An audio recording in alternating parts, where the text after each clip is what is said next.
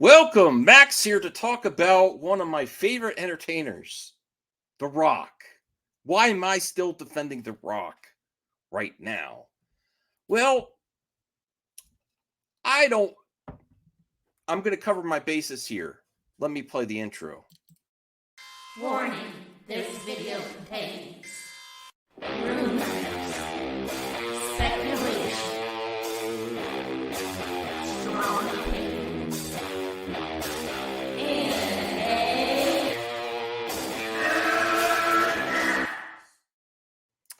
Okay, so there are going to be my rumors in this video of my speculation. Do I think The Rock has a bad work ethic after these reports? I hope not. I'm not saying it's not. I'm not saying there's some truth to it, but why is this coming out now? This is what I'm thinking. Now, people are going to say Max is putting on his tinfoil hat, but as much as a Snyder fan I've been over the years, I do know the Hollywood Reporter and the Wrap and those entities that are owned by the same company have a lot of strong connections in Hollywood, specifically with old Hollywood. A lot of the old farts that are left over at Warner Brothers. Toby Emmerich was one of them, and there's a few things that I would like you to consider with before you just dogpile on The Rock. For one thing, the first thing I do when I see, I also don't like, this happens on the YouTube community, on Twitter, and in instead of Access Media, click Access Media. Print media is basically dead, and people need clicks to get paid. So this kind of reporting is not necessarily organic, but how organic is anything really? So he's not with Warner Brothers anymore. He's consistently getting work now at Netflix, Amazon, and Disney.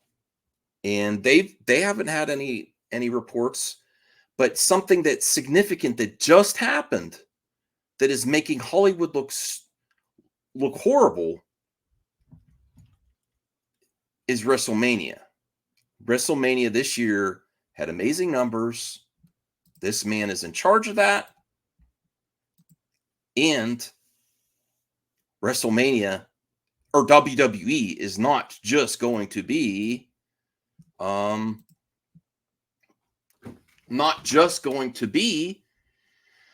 its own network. They made partnerships with Netflix. Who knows what's next? And I'm going to tell you what I saw on WrestleMania is I think the retention for these live events is through the roof, and numbers are through the roof, where Hollywood can't compete. So, for one thing, I think naturally they would not like The Rock because of what he delivered. He also has the football league XFL. I don't know if that's doing good. I know wrestling's doing good, so I don't know about that part. But live events are making people a lot of money, and people are consistent. Shorts in live events are what's really getting a lot of viewer attention and views. And Netflix is now investing heavily. They're cutting some sequels, some TV shows, and the trend at Netflix is investing in live events. There's the WrestleMania. There's not WrestleMania yet. There's what was it, SmackDown or Monday Night Raw that's going to be there. They also have a Dylan Mullaney comedy thing, but it's not. They're going to do some episodes live focusing on some comedians.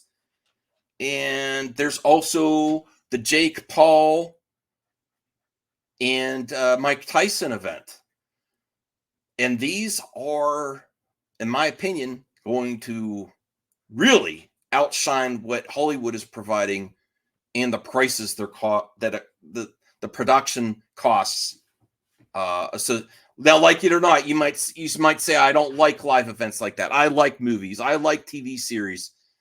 But the fact is, at least, well, not the fact is that it's less of a risk for these things, and the viewer retention is pretty high to see who comes out on top.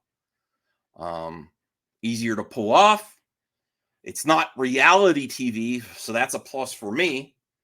But I think there's the gist of this specific video is there's lots of reasons that Hollywood may not like The Rock, especially the connections between old Hollywood that's still stuck at Warner Brothers in his last project at Warner Brothers, where he wanted to take over instead of James Gunn. It didn't end well. They weren't happy with the box office for Black Adam, just like they weren't happy with BVS. Very similar. And they kind of throw you under the bus on your way out. Now, there may be some truth to this. I'm not such a stand for The Rock that I don't think it's just as possible. I'm kind of shocked to hear this part, because I thought the Fast and Furious stories were that Vin Diesel was holding up the set, but now the story's flipped, unless I got it wrong. It's possible I got it wrong. I thought that was the beef, that Vin Diesel was holding it up. I don't know. I do know for one thing. Well, the other thing I would say right away, the first thing I do when this villain of the week thing that YouTubers, people on Twitter, and Click Access Media do is make like a villain of the week. They've gone after The Rock before, with Shazam, when Shazam 2 came out, when Black Adam was in production way before Shazam. And it was always intended, whether you like it or not, for him to go against Superman. That was the plan. So the first thing I do is check it out, who wrote the article. Humberto Gonzalez. And then there's also Tatiana Siegel, who writes hit pieces for Hollywood Reporter or something, I believe. It's like back to back, people that don't work at Warner Brothers anymore. Do I have I know Perp's going to be reacting to this eventually. Do I have proof that there's a connection between Warner Brothers and Tatiana Siegel or Roberto Gonzalez? No, I don't. I just believe there is. And that's fine. I can have that opinion. I believe there is. And they go after people like targets. And I don't like it. I don't like this villain of the week thing. I think this goes against character for me personally. Now, I do also want to, there was something that even correct in they even were saying he was late for WrestleMania, but then they said, oh, well, there was traffic. See, according to WA Insider, Johnson's late arrival was due to other WWE commitments as well as traffic in Philadelphia on the way to WWE World venue in Center City. So that is a factor just for the WrestleMania. The other thing is, I do know part of the reports were that he was late because he was working out. I do know the commitment to have that type of physique, regardless if you're taking supplements or not, which I will say the having to use a bottle so you stay on set kind of makes me thinking you're using certain supplements and they might make you go more. But I do know that commitment takes a long time. And if he's working out or working on other things, and that's why he's late to set, it's still uncool. But it's not like, it's a little bit different experience than someone like stumbling, because actors in the past have like stumbled on the set completely out of their mind on substances. It's significantly different for me. It's still not cool. I'm not, if this is accurate, now Amazon Studios said, they were happy with The Rock.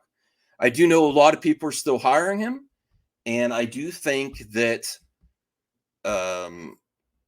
Hollywood would be fine to trash on him, because besides Netflix, WWE is some significant competition, especially since he's part of WWE and the XFL, which if he could get the XFL doing better too, they have to compete with him, you know.